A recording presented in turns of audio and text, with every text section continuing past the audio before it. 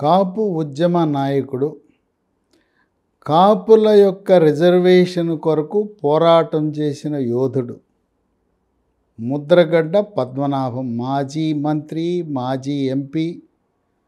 ఆయన స్వగ్రామమైన తూర్పుగోదావరి జిల్లా పత్తిపాడు నియోజకవర్గం కిర్లంపూడి గ్రామానికి తన యొక్క హితులను, సన్నిహితులను, కాపు సంఘాల నేతలను, శ్రేయోభిలాషులందరినీ కూడా జనవరి 1న రమ్మని ఆహ్వానించాడు.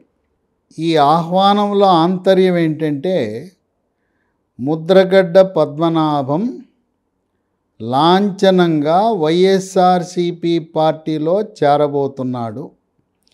చేరే ముందు తనని అభిమానించే వాళ్ళందరితో సంప్రదించి చేరదామనే అభిప్రాయంతో జనవరి 1న సమావేశం అవుతున్నాడు. చేరిక అనేది 2వ తారీఖు లేదా జనవరి 1వ వారంలో దాదాపుగా వైఎస్ఆర్సిపి పార్టీలో చేరటం ఖరారు.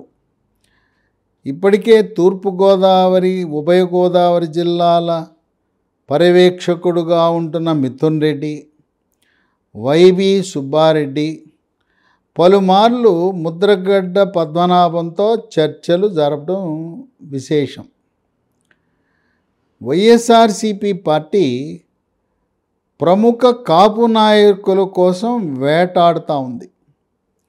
ఇప్పుడు జనసేన పార్టీ హవాతో ఆంధ్రప్రదేశ్ రాష్ట్రంలో ఉండే కాపు, బలిజ, తెలగ, ఒంటరి, తూర్పు కాపు, మున్నూరు కాపు ఈ కులాలన్నీ ఐక్యంగా జనసేన పార్టీ, తెలుగుదేశం పార్టీకి మద్దతుగా ఓటు వేస్తే వైఎస్ఆర్సిపి పార్టీ గెలుపు కష్టతరమని భావించి రాయలసీమలో బలిజ వర్గాలకు, ఆంధ్ర ప్రాంతంలో కాపులకు ఎరవేయాలి, ప్రముఖ నాయకులను వైఎస్ఆర్సిపి పార్టీలో చేర్చుకుని వాళ్ళకి సీట్లు ఇవ్వాలనే ఆలోచనలో వైఎస్ఆర్సిపి పార్టీ అడుగులు వేస్తూ ఉంది. ఇక్కడ ముద్రగడ్డ పద్మనాభం చిన్న కుమారుడు. ఆయన పేరు చల్లారావు. ఆయన గిరి అని పిలుస్తారు. ఈయన అమెరికాలో ఎంఎస్ చేసి ప్రస్తుతం ఇక్కడ వ్యాపారంలో ఉన్నాడు. ముద్రగడ్డ పద్మనాభం ఆయన చిన్న కుమారుని రాజకీయంలో తీసుకురావాలనే ఆలోచన ఉంది. ముద్రగడ్డ పద్మనాభం ఆయన కూడా పోటీ చేయాలనే ఆలోచనలో ఉన్నాడు. వీళ్ళు ముద్రగడ్డ కుటుంబం పిఠాపురం మీద కన్నేసింది. వైఎస్ఆర్సిపి పార్టీనేమో పిఠాపురం ఇప్పటికే కాకినాడ లోక్సభ సభ్యురాలుగా ఉన్న వంగా గీతని ఖరారు చేసింది. అక్కడ పిఠాపురంలో ఉండే పెండెం దొరబాబుకి నీకు సీట్ ఇవ్వమని చెప్పిన తరుణంలో అక్కడుండే సిట్టింగ్ వైఎస్ఆర్సిపి పెండెం దొరబాబు జనసేనలో ప్రవేశించి ఆయన తూర్పుగోదావరి జిల్లాలో ఏదో ఒక నియోజకవర్గంలో పోటీ చేయాలి, వీలైతే పిఠాపురం నుంచే పోటీ చేయాలి, జనసేన పార్టీ తరఫున నిశ్చయించుకున్నాడు. దొరబాబును తొలగించి అక్కడ ఈయన జనసేన అధినేత పోటీ చేస్తాడనే సమాచారంతో వంగా గీతను తెచ్చిపెడుతున్నారు వైఎస్ఆర్సిపి పార్టీ వాళ్ళు. ఎంత అడిగినా ముద్రగడ్డ పద్మనాభానికి మీరు పిఠాపురం వదిలేయండి, ముద్రగడ్డ పద్మనాభాన్ని కాకినాడ ఎంపీగా పోటీ చేయమంటున్నారు. ఆయన గతంలో 99లో తెలుగుదేశం పార్టీ తరఫున ఎంపీగా గెలిచాడు. కాకినాడ లోక్సభ పరిధిలో ఉండే 7 శాసనసభల్లో కూడా కాపు సామాజిక వర్గ ఆధిక్యత ఉన్నది. అక్కడ ఎవరు గెలిచినా కాకినాడ లోక్సభ అంటే ఏ పార్టీ అయినా కాపు సామాజిక వర్గం వాళ్ళకే సీట్ ఇవ్వాలి. ఆయన ససిమేర అంటున్నాడు, ముద్రగడ్డ నేను పిఠాపురంలో పోటీ చేస్తానంటున్నాడు. ఆ పిఠాపురం సీటు వంగా గీతకి దాదాపు ఖరారే. సరే, కుమారుడు భవిష్యత్తుకు వస్తే కుమారుడు గిరి ఈయన్ని పత్తిపాడు నియోజకవర్గంలో పోటీ చేయించాలనే ఆలోచన ఉంది. దీనికి వైఎస్ఆర్సిపి జగన్మోహన్ రెడ్డి కూడా అనుకూలంగానే ఉన్నాడు. వీళ్ళు కుటుంబానికి 2 ఎమ్మెల్యే సీట్లు అడుగుతున్నారు. Mudragada Padmanabham Pithapuram seat, assembly seat, కుమారుడికి పత్తిపాడు. సూత్రప్రాయంగా పత్తిపాడు కుమారుడికి ఇవ్వడానికి అంగీకరించారు. ఇప్పటికే అక్కడ సిట్టింగ్ ఎమ్మెల్యేగా ఉన్న పర్వత పూర్ణచంద్ర ప్రసాద్కి చెప్పేశారు, నీకు ఇవ్వటం లేదు, నీ దారి నువ్వు చూసుకోవచ్చు, ఉంటే పార్టీ గెలిచిన తర్వాత ఏదైనా మంచి నామినేటెడ్ పదవి ఇస్తామని చెప్పారు. పత్తిపాడు నియోజకవర్గంలోనే ఉండే ప్రముఖ వైఎస్ఆర్సీపీ నాయకులు జానకి, పరుపుల సుబ్బారావు వాళ్ళు కూడా సీటు కోసం ప్రయత్నిస్తున్నారు. వాళ్ళిద్దరిని కూడా పరిశీలనలోకి తీసుకునే అవకాశం లేదు. అయితే తెలుగుదేశం పార్టీ తరఫున పత్తిపాడులో దివంగత నేత పరుపుల రాజా భార్య సతీమణి పరుపుల సత్యప్రభకు సీటు హామీ ఇచ్చారు చంద్రబాబు నాయుడు. పరుపుల రాజా పట్ల సానుభూతి ఉంది. అధికార పార్టీ వైఎస్ఆర్సీపీ పార్టీ వేధింపుల వల్ల గుండెపోటు వచ్చి మరణించేవాడు. ఆయనపై అక్రమ కేసులు బనాయించి జైలులో పెట్టాలనే ప్రయత్నం చేయటం వల్ల మానసిక వ్యధ వల్ల మరణించాడని పత్తిపాడులో ఉండే ప్రజలలో సానుభూతి ఉంది పరుపుల సత్యప్రభ పట్ల. ఇక కాకినాడ ఎంపీ నిలబడండి అంటే ముద్రగడ్డ శశిమేర అంటున్నాడు. ఆయన ఆలోచన, మీరు పిఠాపురం ఇవ్వకపోతే నేను కాకినాడ ఎంపీ పోటీ చేయను, నేను రాష్ట్రమంతా తిరిగి ప్రచారం చేస్తాను, నా కుమారుణ్ణి పత్తిపాడులో గెలిపిస్తాను, తదుపరి నన్ను రాజ్యసభకు పంపే ఆలోచన చేయమని చెప్పి ఆయన కోరుతున్నాడు. వైఎస్ఆర్సీపీ పార్టీ ఒక చక్కటి డైలాగ్ చెప్పింది, మీరు అన్కండిషనల్గా వైఎస్ఆర్సీపీ పార్టీలో చేరండి ముద్రగడ్డ, మీకు అన్లిమిటెడ్ వెయిటేజీ, అన్లిమిటెడ్ ఛాన్సెస్ ఉంటాయి అని చెప్పారు. అంటే వైఎస్ఆర్సీపీ పార్టీలో షరతులు లేకుండా చేరితే అసంఖ్యాకమైన అవకాశాలు, మీరు ఊహించని రీతిలో ఈ పార్టీ మీకు అవకాశం కల్పిస్తుందని ఒక డైలాగ్ చెప్పారు. అయితే ఆయన మీద ఒక నిష్ఠూరం అభాండం కూడా ఉంది. కాపు ఉద్యమ నాయకుడైతే కాపుల రిజర్వేషన్ అనే అంశం మీద నువ్వు లేవనెత్తితే కాంగ్రెస్ పార్టీ అధికారంలోనూ వైఎస్ఆర్సీపీ పార్టీ అధికారంలో ఉన్నప్పుడు నీవు రిజర్వేషన్ల గురించి ఎందుకు పోరాటం చేయలేదు? రాజశేఖర రెడ్డి ముఖ్యమంత్రిగా ఉన్న సమయంలో పోరాటం లేదు. 2014లో చంద్రబాబు నాయుడు ముఖ్యమంత్రి అయిన తర్వాత తెలుగుదేశం పార్టీ అధికారంలో ఉన్నప్పుడు మాత్రమే నీకు కాపుల రిజర్వేషన్ గుర్తొచ్చిందా? మరి అదే రిజర్వేషన్ కోసం 2019 తర్వాత ఎందుకు ఉద్యమించలేదు? 2014కు ముందు నువ్వు గతంలో కాంగ్రెస్ ప్రభుత్వాలను ఎందుకు ప్రశ్నించలేదు? ముద్రగడ్డ తెలుగుదేశం పార్టీలో మంత్రిగా, ప్రభుత్వంలో మంత్రిగా పనిచేశాడు, కాంగ్రెస్ ప్రభుత్వంలో మంత్రిగా పనిచేశాడు. నువ్వు మంత్రిగా ఉన్నప్పుడు నువ్వు కాపుల రిజర్వేషన్ కొరకు ఏం చేశావు అని చెప్పి కాపు సామాజిక వర్గం నుండి నేతలే ప్రశ్నిస్తున్నారు. ఈయన ఈ ముద్రగడ్డ పద్మనాభం ఆయనకి అలిగే గుణం ఎక్కువ ఉంది. ప్రతి చిన్నదానికి అలుగుతాడు. కాపు సంఘ నేతలేదో ఆయనపై అభాండాలు వేశారని కాపు ఉద్యమ నేతగా రాజీనామా చేశాడు. ఇప్పుడు కూడా ఆయన వైఎస్ఆర్సీపీ హైకమాండ్కి స్పష్టత ఇచ్చాడు, అయ్యా నా దగ్గర డబ్బులు లేవు, అంతా మీరే ఖర్చు పెట్టుకోవాలి అన్నాడు. దానికి వైఎస్ఆర్సీపీ హైకమాండ్ ముద్రగడ్డ పద్మనాభం కాకినాడ లోక్సభకు పోటీ చేసిన, కుమారుడు పత్తిపాడులో పోటీ చేసిన, కావలసిన ఆర్థిక వనరులన్నీ కూడా వైఎస్ఆర్సీపీ పార్టీ తరపున ఏర్పాటు చేయటానికి అంగీకారం కుదిరింది. ముద్రగడ్డ పద్మనాభం ఆయన ఒక రాజకీయ కుటుంబం నుంచి వచ్చిన వ్యక్తి. ఈయన తండ్రి వీర రాఘవరావు. ఈ వీరరాఘవరావు కిర్లంపూడికి ఆనాడు మున్సబ్బులు కర్ణాలు ఉన్న రోజుల్లో కిర్లంపూడి గ్రామానికి మున్సబ్గా ఉండేవాడు. చాలా దర్పంగా హుందాగా ఉన్నాడు. ఆయన 1962లో 67లో ముద్రగడ్డ పద్మనాభం తండ్రి వీరరాఘవరావు ఇండిపెండెంట్గా ఎమ్మెల్యేగా గెలిచాడు. ఆయన సాన్నిహిత్యం ఆనాటి ఆంధ్రప్రదేశ్ ఉమ్మడి ఆంధ్రప్రదేశ్ ముఖ్యమంత్రి నీలం సంజీవరెడ్డి, తదుపరి రాష్ట్రపతి అయ్యాడు నీలం సంజీవరెడ్డి. ఆ నీలం సంజీవరెడ్డి ఈయన చాలా ఆప్తులు, స్నేహితులు కూడా. ఎంతో ఇష్టపడుతుండేవాడు నీలం సంజీవరెడ్డి ముద్రగడ్డ వీరరాఘవరావుని. 1977లో ముద్రగడ్డ పద్మనాభం తండ్రి అకాల మరణం తర్వాత రాజకీయ బాధ్యతలు నెత్తి మీద ఎత్తుకున్నాడు ముద్రగడ్డ పద్మనాభం. ముద్రగడ్డ పద్మనాభం ఆయన ఇప్పటివరకు 5 పార్టీల్లో పనిచేశాడు. ఇప్పుడు వైఎస్ఆర్సీపీ పార్టీలో చేరితే 6వ పార్టీ. ఆయన రాజకీయంగా 1978లో జనతా పార్టీ నుంచి గెలిచాడు. అక్కడ పత్తిపాడు నుంచి జనతా పార్టీలో గెలిచాడు.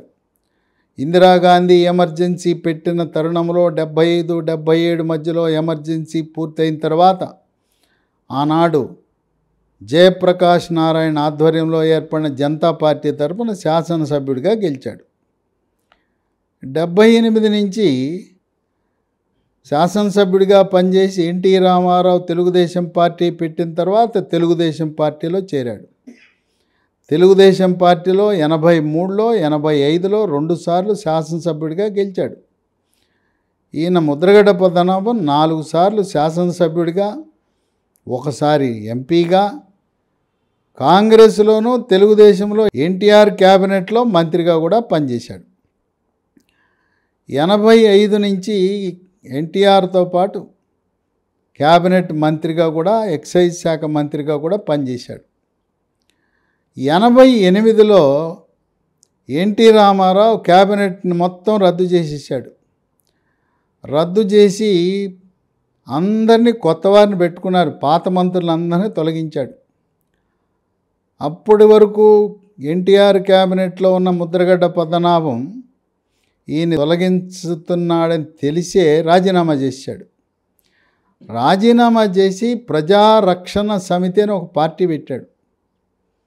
ఆ ప్రజారక్షణ సమితి నడుపుతూ ఉండగా క్యాబినెట్ నుంచి తొలగించబడిన మరికొంతమంది మంత్రులు, రాయలసీమ నుంచి కేఈ కృష్ణమూర్తి, తెలంగాణ నుంచి ప్రస్తుత కాంగ్రెస్ సీనియర్ నేత జానారెడ్డి, కృష్ణా జిల్లాకు చెందిన వసంత నాగేశ్వరరావు, వీళ్లతో కలిసి ప్రజారక్షణ సమితి పార్టీని మూసేసి తెలుగునాడు అనే పార్టీ పెట్టారు 1988లోనే. అది ఎక్కువ కాలం నడవలా, ప్రజాబాహుళ్యంలోకి వెళ్ళలేదు. అటువంటి సమయంలో ముద్రగడ్డ పద్మనాభం రాజీవ్ గాంధీతో పరిచయమై రాజీవ్ గాంధీని కిర్లంపూడికి 1988లో ఆహ్వానించాడు. ఆహ్వానించిన తర్వాత రాజీవ్ గాంధీ ముద్రగడ్డని మీరు కాంగ్రెస్ పార్టీలో చేరండి, మీకు ఎమ్మెల్యే సీట్ ఇస్తామంటే 1989 ఎన్నికల్లో కాంగ్రెస్ పార్టీ తరపున పోటీ చేసి ఎమ్మెల్యేగా 89 నుంచి 94 మధ్య ఉన్న కాంగ్రెస్ ప్రభుత్వంలో మంత్రిగా పనిచేశాడు. 89లో కూడా పత్తిపాడు ప్రజలు ఆయన్ని కాంగ్రెస్ పార్టీ తరపున గెలిపించారు. అంటే అదే పత్తిపాడు ప్రజలు 78లో జనతా పార్టీ తరపున గెలిపించారు, 83, 85లో తెలుగుదేశం పార్టీ తరపున గెలిపించారు. మళ్ళీ 89 వచ్చేసరికి అదే ప్రజలు కాంగ్రెస్ పార్టీ తరపున గెలిపించారు. 94 వచ్చేసరికి మళ్ళీ అదే కాంగ్రెస్ పార్టీ తరపున పత్తిపాడు నియోజకవర్గం నుంచి పోటీ చేశాడు. ఈ పత్తిపాటు ప్రజలు 94లో ఆయన్ని ఓడించారు. ఓడిస్తే ముద్రగడ్డ పద్మనాభానికి కోపం వచ్చింది. మా తండ్రి 62, 67 2 సార్లు, నేను 4 సార్లు మీకు సేవ చేస్తే నన్ను ఓడిస్తారా? నా జన్మలో నా కంఠంలో ప్రాణముండగా నేనెప్పుడు పత్తిపాడు నియోజకవర్గంలో పోటీ చెయ్యను కాక అని శపథం పట్టాడు 1994లో. 94లో ఓటమి చెందిన తర్వాత ఏం చేయాలో తెలవక ఆయనకు భారతీయ జనతా పార్టీలో చేరాలనే కోరిక కలిగింది, చేరాడు. భారతీయ జనతా పార్టీలో చేరడానికి ఆయన కృష్ణంరాజు, సినీ నటుడు కృష్ణంరాజు ఆహ్వానించాడు. సినీ నటుడు కృష్ణంరాజు కాకినాడ లోక్సభ నుంచి బీజేపీ తరపున గెలవడానికి సహకరించాడు. 94 నుంచి 4 సంవత్సరాల పాటు భారతీయ జనతా పార్టీలో ముద్రగడ్డ పద్మనాభం పనిచేశాడు. ఆర్ఎస్ఎస్లో చేరాడు. ఆర్ఎస్ఎస్లో ఉదయం పూట జరిగే శాఖలకు కూడా హాజరయ్యేవాడు. ఆర్ఎస్ఎస్ కార్యకలాపాల్లో నిమగ్నమై ఉండేవాడు. నిబద్ధతతో ఒక విశిష్టమైన బీజేపీ ఆర్ఎస్ఎస్ కార్యకర్తగా పనిచేశాడు. 1999 వచ్చేసరికి చంద్రబాబు నాయుడు మళ్ళీ పాత మిత్రుడిని, ఎందుకంటే చంద్రబాబు నాయుడు ముద్రగడ్డ పద్మనాభం ఇద్దరు కూడా క్యాబినెట్లో కలిసి మంత్రులుగా పనిచేశారు. రండి పద్మనాభం గారు అని చెప్పి ఆహ్వానిస్తే 1999లో కాకినాడ లోక్సభకు పోటీ చేసి కాకినాడ లోక్సభకు తెలుగుదేశం పార్టీ తరపున విజయం సాధించి పార్లమెంట్లో అడుగుపెట్టాడు. మళ్ళీ అదే నియోజకవర్గం నుంచి 2004లో కాకినాడ లోక్సభలో పోటీ చేసి తెలుగుదేశం పార్టీ తరపున ఓటమి చెందాడు. ఇక 2004లో ఓటమి చెందిన తర్వాత వైఎస్ రాజశేఖర రెడ్డి ముద్రగడ్డ పద్మనాభాన్ని ఆహ్వానించాడు. ముద్రగడ్డ గారు కాంగ్రెస్ పార్టీలోకి రండి, మీరు 2009లో పోటీ చేద్దరు కానీ అని చెప్పి ఆయన ఆహ్వానించాడు. వైఎస్ రాజశేఖర రెడ్డితో మాట్లాడినప్పుడు ఒకటే చెప్పాడు, నేను పత్తిపాడు ప్రజలకు ఎంతో సేవ చేశాను, నన్ను 1994లో అవమానపరిచారు, ఓడించారు, మా తండ్రి 2 సార్లు, నేను 3 సార్లు 5 సార్లు మేము సేవ చేస్తే కనుక నేను ఎట్టి పరిస్థితుల్లో పత్తిపాడు నియోజకవర్గంలో పోటీ చేయనంటే చేయను కాక అన్నాడు.